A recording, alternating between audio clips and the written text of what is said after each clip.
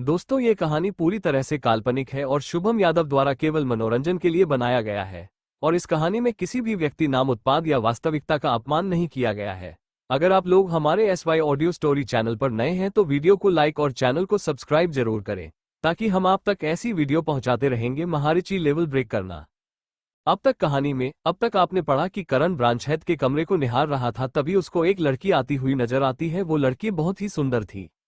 वो असल में संजीवनी व्यापार घर की ब्रांच हेड रोशनी सिंघानिया थी। रोशनी करण से मिलकर उसके दल की गुप्त जानकारी प्राप्त करना चाहती थी। इसके लिए रोशनी ने करण पर अपनी आकर्षण विद्या का इस्तेमाल भी किया था, पर करण पर इसका कोई असर नहीं हुआ। रोशनी करण को एक VIP कार्ड देती है। करण उस कार्ड को लेकर 2 दिन बाद मिलने की बोलकर वहां से निकल आता है। शाम को उसकी मां खाना लेकर आती है तो करण कुछ देर मां के साथ बातें करता है। रात होते ही करण स्पेस स्टोर में मौजूद अपने साधना स्थल पर पहुंच जाता है और सबसे पहले अपना स्टेटस देखता है।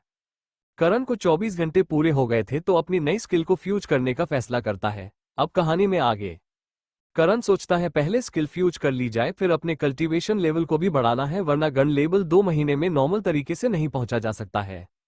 वो जल्दी से ही साधना स्थल पर बैठ जाता है और सिस्टम को अपनी मेडिसिन स्किल को फ्यूज करने की कमांड देता है। जी host, command accepted, process start हो रहा है। प्रोसेस पूरा होने में थोड़ा सा वक्त लग सकता है। मुबारक हो होस्ट, आपकी मेडिसिन स्किल सक्सेसफुली फ्यूज हो गई है। आपको 100 सिस्टम पॉइंट्स मिले हैं। आपको 100 एक्सपीरियंस XP पॉइंट्स मिले हैं। होस्ट, अब आप किसी भी लेवल की मेडिसिन को बना सकते हैं। इसके 2 भाग हैं, पहला औषधि की पहचान और उनका ज्ञान, दूसरा पिल बनाने की जानकारी और उसके प्रोसेसिंग की जानकारी का ज्ञान होना। दोनों भाग की जानकारी की बुक्स आप सिस्टम से खरीद सकते हैं या बाहर से पढ़ सकते हैं। उनको स्कैनिंग से स्कैन करके सिस्टम में स्टोर कर सकते हैं। करण इन्वेंटरी शॉप में दोनों टाइप की बुक्स की प्राइस चेक करता है तो उसको थोड़ा अफसोस होता, क्योंकि दोनों की प्राइस 1000 सिस्टम पॉइंट्स थी। करण सोचता है कि उसके पास तो कुल 300 सिस्टम पॉइंट्स थे। करण सोचता है कि ये तो बहुत महंगे हैं, चलो अभी बाहर से काम चला लेता हूँ, बाद में सिस्टम से खरीद लेंगे। करण सिस्टम को दूसरी स्किल लोहारी स्किल को फ्यूज करने की कमांड देता है। Command accepted host, wait for complete process. मुबारक हो होस्ट, आपने लोहारी को सक्सेसफुली फ्यूज कर लिया है। आपको 100 सिस्टम पॉइंट्स मिले हैं। आपको 100 एक्सपीरियंस XP पॉइंट्स मिले हैं। होस्ट, अब आप कोई भी वेपन बना सकते हैं। इसके भी 2 भाग हैं। पहला सभी प्रकार की धातुओं की जानकारी और दूसरा हथियार बनाने की प्रोसेस मेथड की जानकारी का ज्ञान। इन दोनों भागों की जानकारी की किताब भी सिस्टम की इन्वेंटरी शॉप में है, या आप बाहर से भी जानकारी प्राप्त कर सकते हैं। 11:06 करण सोचता है एक काम तो हो गया, अब मुझे मेरा लेवल बढ़ाना चाहिए, क्योंकि अभी तो पूरे 2 दिन और 1 रात स्पेस स्टोर में रहूंगा। करण जल्दी से अपनी ऊर्जा को कल्टीवेशन स्टेज पर लगे स्तंभ में डालता है, जिससे कि स्तंभ एक्टिवेट हो जाता है। स्तंभ करण को उसके लेवल के अनुसार शुद्ध प्राकृतिक ऊर्जा प्रदान करता है। करण स्तंभ को एक्टिवेट करके साधना प्लेटफॉर्म पर साधना करने बैठ जाता है। करण पहले से ही ऋषि लेवल के 9वें स्टार के चरम पर था। उसको बस थोड़ी सी मेहनत की जरूरत थी महाऋषि लेवल पर पहुंचने के लिए। करण लगातार ध्यान में ऊर्जा को अपने डेंटियन में संचित करते हुए अपने अपने हर हिस्से से गुजारते हुए अपनी आत्मिक ऊर्जा में मिलाने की कोशिश करने लगता है। उसने अपने सभी 10 बिंदुओं को भी खोल दिया था, जिससे करण के शरीर ऊर्जा की बाढ़ सी आ गई थी। करण को उस ऊर्जा को संभालने में काफी दिक्कत हो रही थी। करण पूरे दिन लगा रहता है, तब जाकर वो शुद्ध प्राकृतिक ऊर्जा को अपनी आत्मिक ऊर्जा में मिलाने में सफलता प्राप्त होती है। करण को अपने भीतर कुछ टूटने की आवाज आती है। करण ने ऋषि लेवल और महर्षि लेवल के बीच की दीवार को तोड़ दिया था। करण अब महर्षि लेवल के पहले स्टार पर पहुंच गया था, पर करण का अभी रुकने का कोई इरादा नहीं था। करण लगातार ऊर्जा को अपने शरीर में खींचे जा रहा था। सुबह होने तक करण पहले स्टार से चौथे स्टार पर पहुंच गया था। तब जाकर करण ने अपनी आंख खोली थी। करण अपने शरीर का निरीक्षण करने लगता है, तब उसको पता चलता है अब उसके पास 143 हाथियों की ताकत थी। अब करण अपने से 1 स्टार ऊपर के योद्धा को भी हरा सकता था।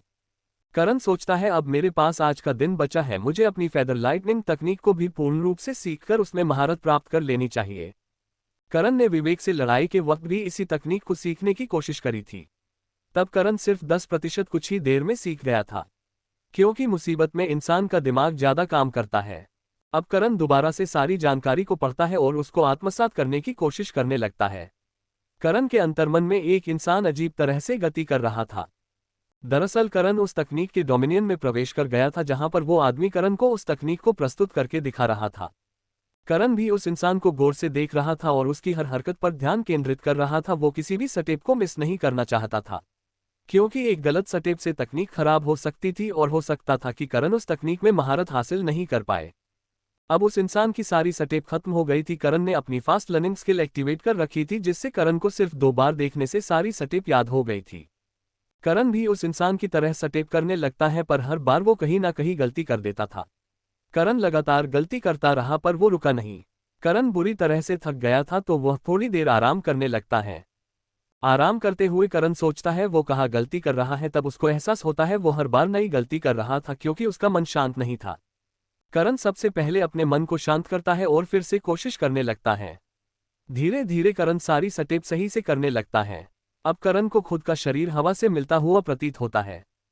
करण लगातार सारी स्टेप को दोहराता है। करण शरीर एक पंख फैदर की तरह हल्का महसूस होने लगता है। अब करण पंख की तरह हल्की गति करने लगता है। करण ने लगातार स्टेप को दोहराते हुए फैदर लाइटनिंग तकनीक को लगभग 50% तक सीख लिया था।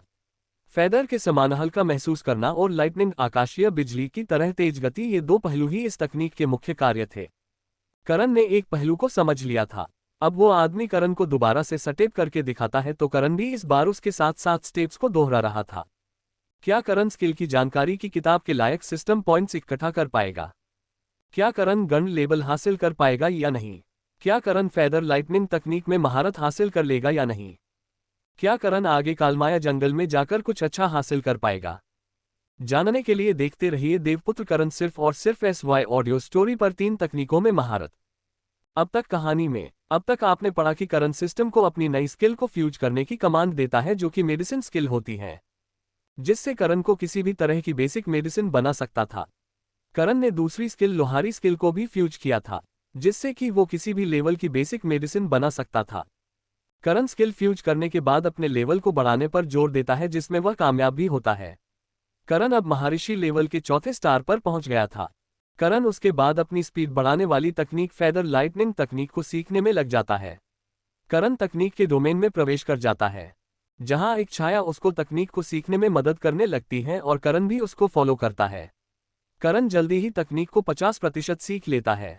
अपने पूर्वज का रिकॉर्ड तोड़ दिया है, इसलिए तुम्हें ये टोकन मिला है। तुम्हारी पूर्वज ने भी 1 महीने में 2 तकनीक सीखकर रिकॉर्ड बनाया था, पर तुमने तो उनको भी पीछे छोड़ दिया। तुम्हें इसका इनाम भी मिलेगा जो शाम तक तुम्हारे पास पहुंच जाएगा। मुझे इस रिकॉर्ड की जानकारी दल के लीडर तक पहुंचानी है, इसलिए मुझे जाना होगा। तुम अपने लिए कोई भी तकनीक चुन सकते हो। अब तुम लाइब्रेरी के किसी भी फ्लो पर जा सकते हो और तुम्हारे लिए कोई समय सीमा नहीं है। तुम कितना भी वक्त लाइब्रेरी में बिता सकते हो। क्या करण कोई बढ़िया सी तकनीक ढूंढ पाएगा अपने लिए या नहीं? क्या इनाम मिलने वाला था करण को रिकॉर्ड तोड़ने के लिए? क्या करण 4000 सिस्टम पॉइंट्स को इकट्ठा कर पाएगा या बाहर से ही जानकारी प्राप्त कर लेगा? क्या होने वाला था करण के साथ? आगे जानने के लिए देखते रहिए देवपुत्र करण सिर्फ और सिर्फ SY ऑडियो स्टोरी पर। करण कुछ सोचता है और कहता है, पर सीनियर मनोज, यहाँ पर मैं तकनीक परफॉर्म करूंगा तो कुछ नुकसान हो जाएगा। तुम उसकी चिंता मत करो करण, वो पिलर दिख रहा है, उस पर तुम अपनी तकनीक को एक्टिवेट करके टच करो। वो पिलर तुम्हारी तकनीक को एनालाइज करके उसकी सफलता की दर बता देगा। करण चुपचाप अपनी पहली तकनीक को एक्टिवेट करके अपना हाथ पिलर पर रख देता है। पिलर पर कुछ देर तक कुछ नहीं होता है। थोड़ी ही देर में पिलर पर हलचल होने लगती है और पिलर पर 1 से गिनती शुरू होते हुए 10 पर जाकर रुकती है। 10 का मतलब तकनीक पर महारत हासिल करना। सीनियर मनोज तो बेचारे शौक में चले गए थे, लेकिन उनको एक के बाद 2 और शौक लगते हैं, क्योंकि करण ने तीनों तकनीकों में महारत हासिल कर ली थी। बेचारे सीनियर मनोज को शौक के 3 झटके एक साथ लगे थे। उनका तो सदमे में दिमाग ही काम करना बंद सा हो गया था।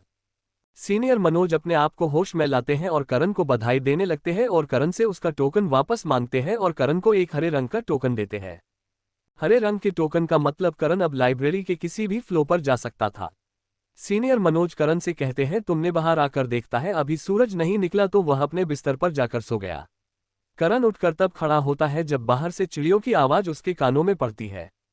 करण दिन भर महल में घूमता था और रात होते ही वह अपने स्पेस स्टोर में प्रवेश करके तकनीकों का अभ्यास करता था। करण ने 2 दिन में बची 2 तकनीक भी सीख ली थी। अब करण विवेक को हरा तो नहीं सकता था, पर उसको कड़ी टक्कर दे सकता था। वो जल्दी से लाइब्रेरी जाकर अपनी तकनीकों को वापस करके अपने लिए कुछ नई चीज ढूंढना चाहता था। करण सिंह दल की लाइब्रेरी में प्रवेश करता है, जहां उसको सीनियर मनोज उसी आलसी तरीके से बैठे मिलते हैं। करण का सीनियर मनोज को प्रणाम। मैं अपनी तकनीक वापस करने आया हूं और कुछ नया ढूंढ रहा हूं। सीनियर मनोज करण को देखते हैं, क्या तुमने इन तीनों तकनीकों को सीख लिया, वो भी सिर्फ 3 दिन में? क्या तुम्हें मैं पागल दिख रहा हूं? आज तक कोई भी 3 दिन में 3 तकनीक नहीं सीख पाया। 3 तकनीक तो बहुत दूर, कोई एक तकनीक भी नहीं सीख पाया, और तुम कह रहे हो तुमने तीनों तकनीकों को सीख लिया। चलो मुझे तकनीकों को परफॉर्म करके दिखाओ। जानकारी की किताब भी तो खरीदनी है उसको। उन किताबों के लिए ही उसको 4000 सिस्टम पॉइंट्स चाहिए।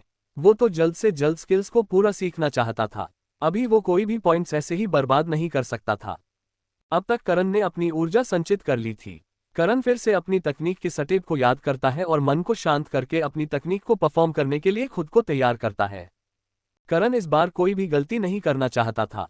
करण स्टेप्स को फॉलो करते हुए अपनी आत्मिक ऊर्जा को भी स्टेप्स के साथ मिलता है। करण को अपने शरीर में लाइटनिंग की शक्ति सी महसूस होने लगती है। करण लगातार स्टेप्स को परफॉर्म करने लगता है। धीरे धीरे करण के शरीर के चारों तरफ बिजली की हल्की परत सी दिखाई देने लगती है। करण ने लाइटनिंग को भी उत्पन्न कर लिया था। अब करण ने तकनीक का लगभग 75% हिस्सा सीख लिया था। अब बस उसे फेदर के मूवमेंट और लाइटिंग की स्पीड को एक दूसरे से मिलना था। करण आगे की स्टेप्स को याद करता है। करण ने शाम होने से पहले ही फेदर लाइटनिंग तकनीक को महारत लेवल तक पहुंचा दिया था। करण अब स्पेस स्टोर से बाहर निकल आता है। करण भी चुपचाप अपनी ऊर्जा को पुनः प्राप्त करने के लिए बैठ जाता है और ऊर्जा को संचित करने लगता है। होस्ट सिस्टम ने एनालाइज कर लिया है और आपकी समस्या ज्यादा बड़ी नहीं है। आपको सिर्फ स्टेप परफॉर्म करते हुए अपनी आत्मिक ऊर्जा का उपयोग भी करना होगा। करण को खुद पर ही शर्म आ रही थी। क्या एक देवता होकर इतनी सी बात कैसे भूल गया? थैंक यू सिस्टम में तो ये बेसिक सी बात ही भूल गया था। होस्ट, आपको मुझे थैंक यू बोलने की कोई जरूरत नहीं है, ये तो मेरा काम ही है आपकी मदद करना। होस्ट, अगर आप अपनी तकनीक को महारत लेवल तक सीखना चाहते हैं तो आप सिस्टम पॉइंट्स का इस्तेमाल भी कर सकते हैं। इसके लिए आपको 100 सिस्टम पॉइंट्स खर्च करने होंगे। करण तो सिस्टम की बात सुनकर शॉक हो गया। क्या ऐसे भी किसी तकनीक को सीखा जा सकता है? फिर मेहनत करने की क्या आवश्यकता होगी? नहीं सिस्टम, अभी मैं खुद से तकनीक को सीखना चाहूंगा। बेचारा करण सोचता है इतने से तो सिस्टम पॉइंट्स है उसके पास, उनको भी तकनीक सीखने में बर्बाद नहीं कर सकता। सिस्टम पॉइंट्स के मामले में तो मैं अभी बहुत गरीब हूँ। मुझे सिस्टम पॉइंट्स की तो बहुत जरूरत है। अपनी स्किल की अब कहानी में आगे। करण अपनी फेदर लाइटनिंग तकनीक को सीखने के लिए उस परछाई के स्टेप्स को फॉलो करने लगता है। करण ने पहले ही तकनीक का एक पहलू समझ लिया था। करण को अब उस परछाई के स्टेप्स को समझने में ज्यादा दिक्कत नहीं हो रही थी, पर करण तकनीक को 50% से ज्यादा सीख ही नहीं पा रहा था। करण हर स्टेप को समझ तो गया था और सही से हर स्टेप को परफॉर्म भी कर रहा था, फिर भी तकनीक को आगे नहीं बढ़ा पा रहा था। करण बार बार स्टेप्स को दोहराता है पर हर बार वही कोई रिजल्ट नहीं। करण परेशान हो जाता है और अपने मन को शांत करने लगता है। मन को शांत करने के बाद करण सोचता है, कहाँ गलती कर रहा हूं मैं? ऐसा क्या है जो बार बार छूट रहा है? पर उसको कुछ भी समझ नहीं आता है। करण सिस्टम से पूछता है, सिस्टम, क्या तुम एनालिसिस करके बता सकते हो कि मैं तकनीक में कहाँ गलती कर रहा हूं? ऐसा क्या कारण है कि मैं आगे बढ़ ही नहीं पा रहा? होस्ट, सिस्टम एनालाइज कर रहा है, कुछ देर आप आराम करके अपनी ऊर्जा को संचित कर लीजिए, तब सिस्टम आपकी प्रॉब्लम का सॉल्यूशन ढूंढ रहा है। 23 करण को मिला इनाम। अब तक कहानी में अब तक आपने देखा कि करण अपनी स्पीड बढ़ाने वाली तकनीक फेदर लाइटनिंग तकनीक को 50% तक सीख चुका था, पर वो इससे आगे तकनीक को सीख नहीं पा रहा था। करण कई बार कोशिश करके देखता है पर हर बार वो नाकामयाब हो जाता है, तो करण सिस्टम से मदद मांगता है।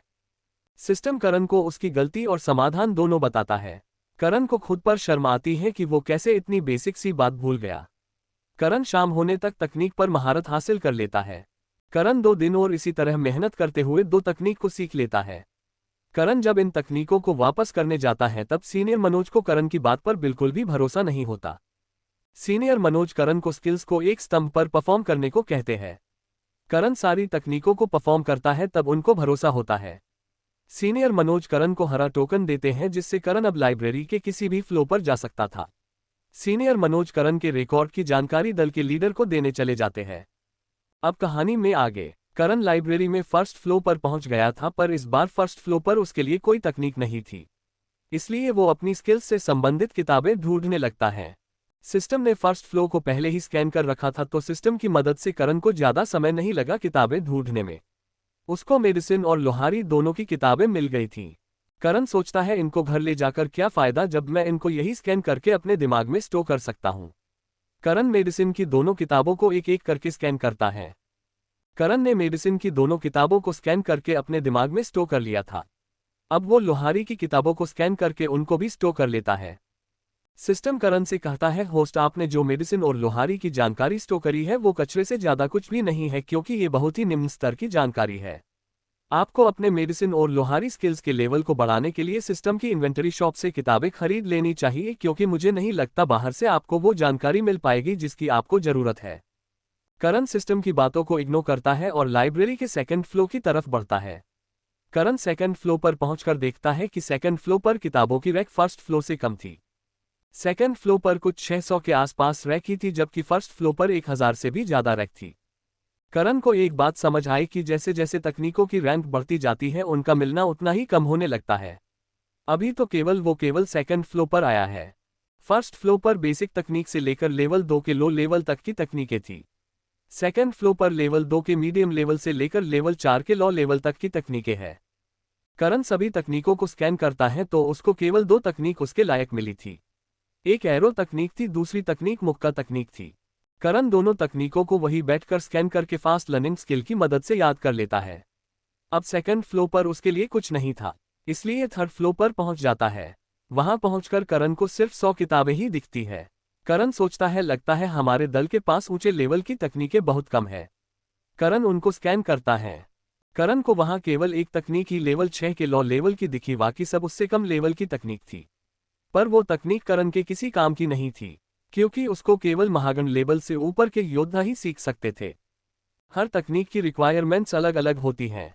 जैसे बेसिक तकनीक को कोई भी सीख सकता था, पर लेवल 1 की तकनीक को केवल ऋषि लेवल के पहले स्टार से ऊपर के योद्धा ही सीख सकते थे।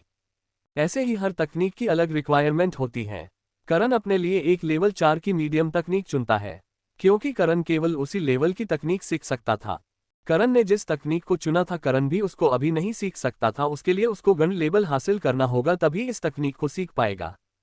करण अभी महर्षि लेवल के चौथे स्टार पर था, गण लेवल के लिए उसको मेहनत की जरूरत थी, पर करण ने इस तकनीक को बाद में सीखने के लिए रख लिया था। करण 2 महीने के लिए बाहर जा रहा था, इसलिए करण बार बार लाइब्रेरी नहीं आ सकता था, तो उसने इस तकनीक को बाद के लिए चुना था।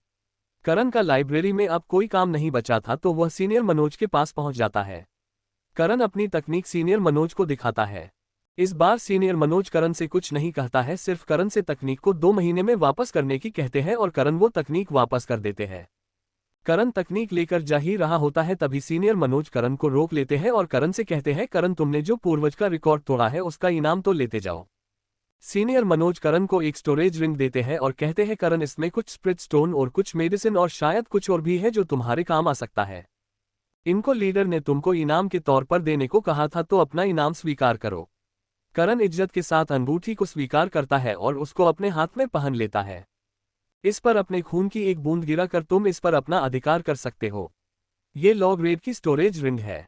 करण सीनियर मनोज के बताए अनुसार एक बूंद खून स्टोरेज रिंग पर गिरा देता है। करण लाइब्रेरी से बाहर निकल आता है और सीधा संजीवनी व्यापार घर की तरफ बढ़ता है, क्योंकि उसको जो सामान चाहिए था वो 2 दिन में आने वाला था और 2 दिन पूरे हो चुके थे। इसलिए करण जल्द अपना सामान लेकर कालमाया जंगल में जाने की सारी तैयारी करनी थी।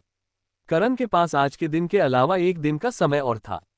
उसको कल सुबह तक कालमाया जंगल के लिए निकलना होगा। करण के पास अब केवल 2 महीने और 1 दिन बचा था।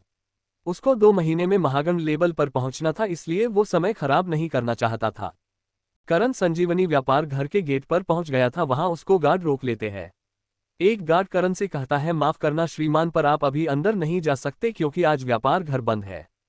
करण उससे पूछता, आज व्यापार घर क्यों बंद है, जिस पर गार्ड उससे कहता है, मुझे ज्यादा जानकारी नहीं, पर ब्रांच हेड रोशनी सिंघानिया ने आज व्यापार घर बंद रखने का आदेश दिया है।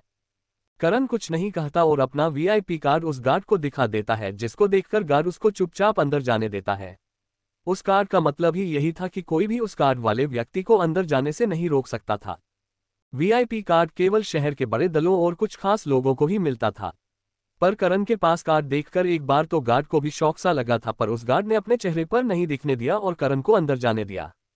करण सीधे ब्रांच हेड रोशनी के कमरे के पास पहुंच जाता है और बाहर के पहरेदार को उसके आने की सूचना देने के लिए कहता है। पहरेदार सीधा रोशनी को करण के आने की सूचना देता है, जिस पर रोशनी उसको अंदर भेजने की बोल देती है और जल्दी से अपने आप को सही करने लगती है। क्या करण अपने महगण लेवल पर पहुंचने के मिशन में सफल हो पाएगा या नहीं? क्या करण कालमाया जंगल में जा पाएगा? क्या योजना थी करण की कालमाया जंगल के लिए? क्या करण लेवल 4 के मीडियम लेवल की तकनीक सीख पाएगा? क्या इनाम मिला था करण को सिंह दल के लीडर से? क्या था उस स्टोरेज रिंग में? जानने के लिए देखते रहिए देवपुत्र करण सिर्फ और सिर्फ SY ऑडियो स्टोरी पर। जतिन से करण की झड़प।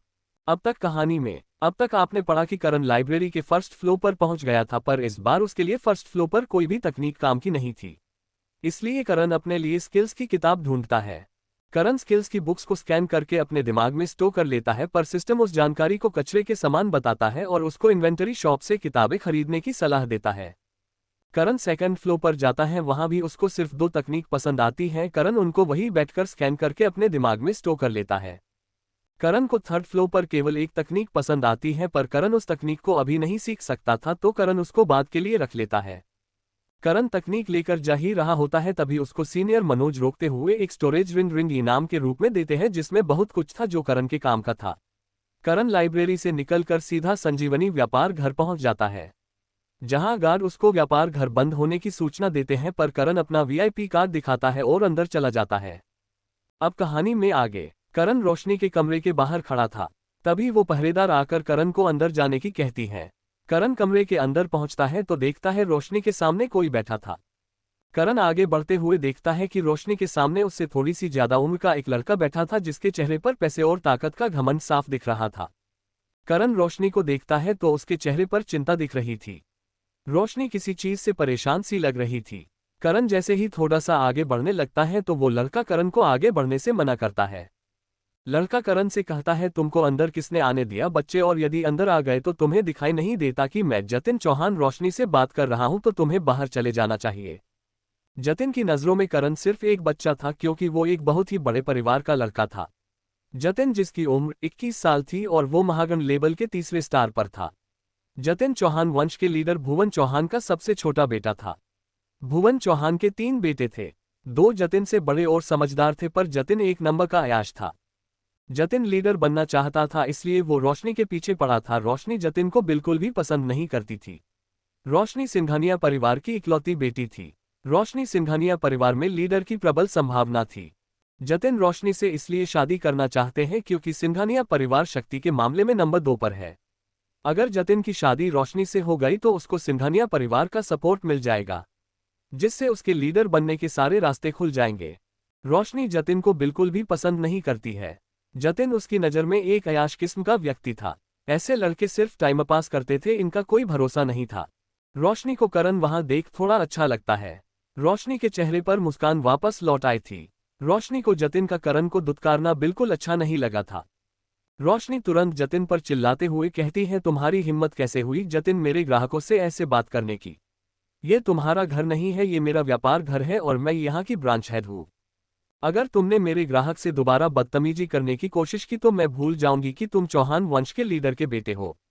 जतिन को यकीन ही नहीं हो रहा था कि रोशनी ने उससे ऐसे बात करी है। जतिन को इतना गुस्सा आता, पर वो रोशनी के सामने अच्छा चुनने की कोशिश में खुद को शांत दिखता है और रोशनी से कहता है, मैं तुम्हारा होने वाला मंगेतर हूँ। जब तक मैं तुम्हारे साथ बात कर रहा हूँ, क्या तुम अपने ग्राहक को बाहर इंतजार करने के लिए बोल सकती हो? माफ करना जतिन, पर हमारे संजीवनी व्यापार घर का नियम है कि ग्राहक सबसे पहले घरवालों और जानकारों से भी पहले। जतिन, तुमसे शादी के लिए मैं पहले भी मना कर चुकी हूं, तो सगाई का तो कोई मतलब ही नहीं बनता है। दोबारा से मेरे सामने ऐसी बात करने से पहले 100 बार सोच लेना। मुझे तुम में कोई इंटरेस्ट नहीं है। अब तुम यहां से जा सकते हो, मुझे मेरे ग्राहक से बात करनी है। जतिन तो गुस्से में पागल हो गया था। जतिन अपनी आभा से करण पर दबाव डालने लगता है, पर करण पर उसकी आभा का कोई भी दबाव काम नहीं कर रहा था। करण का शरीर ही तो नया था, बाकी उसकी आत्मा तो देवता एक पर थी, जिस पर इस दुनिया में कोई दबाव काम नहीं करता था। जतिन तो अभी सिर्फ महागण लेवल पर ही था, तो उसके दबाव का करण पर क्या फर्क पड़ेगा? करण के अंदर देवता की आत्मा थी, तो वो कहाँ अपनी बेइज्जती सह सकती थी। उसने भी अपनी आत्मा से जतिन पर हल्का सा प्रेशर बना दिया। जतिन तो अचानक जाम सा हो गया, उसके ऊपर एक पर्वत जितना दबाव पड़ने लगा। जतिन सोचता है, इसकी रैंक तो मुझसे कम है, फिर ये मुझ पर दबाव कैसे बना रहा है? करण जतिन पर थोड़ा सा दबाव और डालता है, जिससे जतिन अपने घुटनों पर आ जाता है। वो करण के आत्मा के दबाव को मुश्किल से सह पा रहा था। जतिन अपने मुंह से खून की उल्टी करता है। जतिन ने सपने में भी नहीं सोचा था कि एक 15 साल के बच्चे की आत्मा इस लेवल की होगी, वो भी इस छोटे से देश के। यहाँ के लोग तो उसके क्षेत्र के लोगों के सामने कचरा थे। अगर करण ने थोड़ी देर और दबाव डाला तो जतिन बेहोश हो सकता था और करण के लिए मुश्किलों का पहाड़ आ सकता था। इसलिए रोशनी करण को रोकते हुए जतिन को छोड़ने की बोलती है। करण रोशनी के कहने पर अपना दबाव कम कर लेता है, पर गुस्सा उसका अभी भी कम नहीं हुआ था। वो गुस्से में जतिन को घूर रहा था। जतिन अपने आप को संभालता है, अपने मुंह से खून साफ करते हुए खड़ा होता है और गुस्से में करण को धमकी देता है, तुम मुझे जानते नहीं हो लड़के, भले ही तुम कितने ही ताकतवर हो, मेरा परिवार तुम्हें खत्म कर देगा। तुम शायद जानते नहीं हो, मैं चौहान वंश से हूँ। चौहान वंश पूरे मध्य भाग में एलोरा ग्रह का सबसे शक्तिशाली परिवार है। रोशनी का सिंघानिया परिवार भी हमारे आगे कुछ नहीं है। तुमने गलत इंसान से पंगा ले लिया है। करण को उसकी बातों से कुछ फर्क नहीं पड़ता है, उसने पिछले जन्म में ऐसी बहुत सी धमकी सुनी थी। वो जतिन से कहता है, होंगे तुम चौहान वंश से, पर किसी से नहीं डरता। मैं अपनी खुद की शक्ति पर भरोसा करता हूं, ना कि अपने परिवार के दम पर दूसरों को धमकाता हूं। मैं चाहूं तो तुम अभी और इसी वक्त से अपने पैरों पर खड़े भी नहीं रह पाओगे, तो दोबारा ऐसी गलती मत करना कि मैं माफ नहीं कर पाऊं। इस बार रोशनी के कहने पर छोड़ता हूं। जतिन तो गुस्से में पागल सा हो गया था, उसकी आज तक इतनी बेइज्जती कभी नहीं हुई थी। एक 15 साल के लड़के से वो हार गया, पर कैसे? जतिन करण को गुस्से में धमकी देता है, ये तुमने अच्छा नहीं किया लड़के, अब तुम्हें मरने से कोई नहीं बचा सकता है। मैं जिस दिन वापस आऊंगा उस दिन तुम्हारा आखिरी दिन होगा। इतना कहकर जतिन एक बार रोशनी को देखता है और उससे कहता है, रोशनी सिंघानिया, तुम्हें बहुत घमंड है ना अपने ब्रांच हेड होने का। अब देखना मैं क्या करता हूं, सिर्फ कुछ दिन में तुम ब्रांच हेड के पद से नहीं हट जाओ तो कहना। रोशनी, तुमने एक कचरे को मुझसे ज्यादा महत्व दिया, तुम्हें इसका अंजाम भुगतने के लिए तैयार रहना होगा। इतना कहकर जतिन करण को घूरते हुए वहां से निकल गया। बाहर जाकर जतिन अपने नौकर को एक लात मारता है, जिससे नौकर उड़ते हुए दूर जाकर गिरता है। जतिन गुस्से में उससे कहता है, तुमसे मैंने कहा है था ना कि किसी को अंदर मत जाने देना, मैं रोशनी के साथ अंदर बिजी हूं। जतिन गुस्से में नौकर से कहता है, अब चलो, मेरा मुंह मत देखो, मुझे जल्द से जल्द जाकर पिताजी को आज की जानकारी देनी है। रोशनी जतिन के जाने से थोड़ा राहत की सांस लेती है और करण से कहती है, तुम्हारा बहुत बहुत धन्यवाद करण, जो तुम सही समय पर आ गए, वरना ये जतिन आज मुझसे अपनी बात मनवा लेता। ये जतिन बहुत ही बेकार इंसान है, इससे तुम्हें पंगा नहीं लेना चाहिए था। जतिन कभी भी अपनी बेइज्जती नहीं भूलता है, वो मौका मिलने पर जरूर तुमसे बदला लेगा। रोशनी जी, आप उसकी चिंता ना करें, मैं 2 महीने के लिए बाहर जा रहा हूँ ट्रेनिंग करने, और 2 महीने बाद मैं इतना काबिल तो हो ही जाऊंगा कि ऐसे लोगों को सबक सिखा सकूं। रोशनी को करण की बातों से थोड़ी राहत मिली थी, पर फिर भी वो उसको सावधान रहने की बोलती है। करण रोशनी को उसकी फिक्र करते देख अलग ही दुनिया में खो गया था। थोड़ी देर में उन ख्यालों को ये कहकर साइड कर देता है कि रोशनी उससे बड़ी है, पर फिर भी कहीं ना कहीं उसके मन में रोशनी के लिए वो विश्वास नहीं बन पा रहा था। करण ने अपनी पिछले जन्म में अपनों से ही इतने धोखे खाए थे कि वो अब किसी पर इतनी आसानी से भरोसा नहीं कर सकता था। करण रोशनी से उसके सामानों की जानकारी मांगता है। करण, तुम्हारा सामान मैंने खुद मंगवाया है, वो थोड़ी देर में पहुंचता ही होगा। क्या है, इस बार मैंने गलती से नए लोगों को मेन ब्रांच भेज दिया है, जिससे 2 की जगह 3 दिन लग गए हैं। वो लोग अभी थोड़ी देर पहले ही पहुंचे हैं, इसलिए सामान की जांच होगी तो थोड़ा वक्त लग सकता है। वैसे सामान मेन ब्रांच से चेक होकर ही आता है, पर हम ग्राहक की संतुष्टि के लिए दोबारा जांच करवाते हैं। तब तक आप हमारे संजीवनी व्यापार घर की बेहतरीन औषधीय वाइन का आनंद लीजिए। रोशनी एक नौकरानी को इशारा करती है और करण को बैठने को बोलती है। माफ करना करण कि तुम्हें आते ही मुसीबत का सामना करना पड़ा। ये वाइन उस मुसीबत का कंपनसेशन है, एंजॉय द वाइन। इस वाइन के कई फायदे हैं, ये मन को शांत करती है और ऊर्जा की कमी को भी दूर करती है। रोशनी करण के ग्लास में वाइन सर्व करती है और खुद के लिए भी ले लेती है। करण जैसे ही वाइन की घुट लेता है, उसको एहसास होता है कि उसकी जो ऊर्जा थोड़ी देर पहले खत्म हो गई थी वो भर गई थी।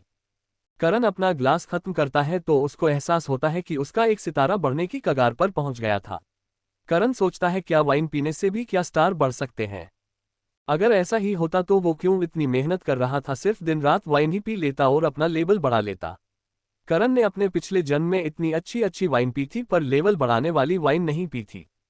रोशनी करण की हालत देखते हुए कहती है, ज्यादा सोचो मत करण, ये वाइन सिर्फ आपके शरीर मौजूद ऊर्जा को दुगना करती है और कुछ नहीं।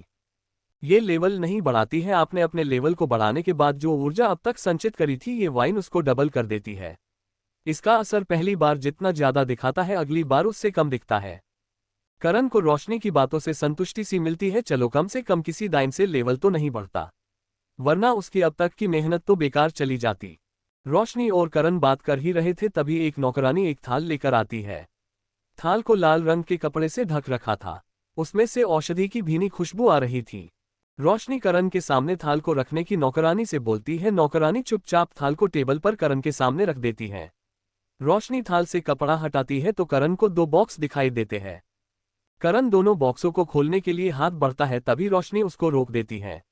रोशनी करण को कहती है खाली हाथों से इनको ना छुए, अपने हाथों में अपनी आत्मिक ऊर्जा को प्रवाहित करो फिर छू सकते हो। करण रोशनी के बताए अनुसार बॉक्स खोलता है और उनको देखकर अपनी स्टोरेज रिंग में रख लेता है। करण ने पेमेंट पहले ही कर रखी थी तो वो जाने के लिए रोशनी से आज्ञा लेता है। रोशनी करण को वाइन की बोतल को भी ले जाने को बोलती है पर करण मना करता है। रोशनी के 1-2 बार कहने पर करण मान जाता है। आखिर खूबसूरत लड़की को कौन मना कर सकता है, चाहे वो करण जैसा देवता हो या साधारण व्यक्ति। उनकी बात चुपचाप मान लेनी चाहिए। करण वाइन की बोतल को भी अपनी स्टोरेज रिंग में रख लेता है और रोशनी से विदा लेता है। रोशनी करण से पूछती है करण अगर बुरा ना मानो तो क्या मैं पूछ सकती हूँ तुम कहाँ जा रहे हो 2 महीने के लिए। करण कहता है रोशनी जी मैं पास के ही जंगल कालमाया जंगल में प्रैक्टिस करने जा रहा हूँ। कृपा इस बात को किसी को मत बताना, ये तो आपने पूछ लिया इसलिए, वरना मैंने किसी को भी नहीं बताया। रोशनी हाँ में सिर हिलाती है और करण को निश्चित रहने को कहती है। करण संजीवनी व्यापार घर से निकलकर अपने कमरे में आकर सो जाता है। करण आज बहुत थक गया था तो वो आते ही सो गया क्योंकि उसने अपनी आत्मिक ऊर्जा का प्रयोग किया था। क्या होगा अब करण का, कहीं ये दुश्मनी करण को भारी ना पड़ जाए।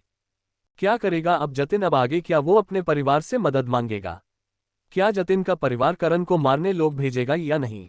क्या करण कालमाया जंगल में जाकर शांति से अपनी प्रैक्टिस कर पाएगा या नहीं। सभी सवालों के जवाब जानने के लिए देखते रहिए देवपुत्र करण सिर्फ और सिर्फ SY ऑडियो स्टोरी पर। मेरी गलतियों को कमेंट में बताते रहे जिससे मैं स्टोरी में सुधार करता रहूंगा। आगे क्या क्या परिवर्तन होगा आगे कहानी में जानने के लिए बने रहिए शुभम यादव द्वारा सिर्फ हमारे SY audio story YouTube channel पर। धन्यवाद।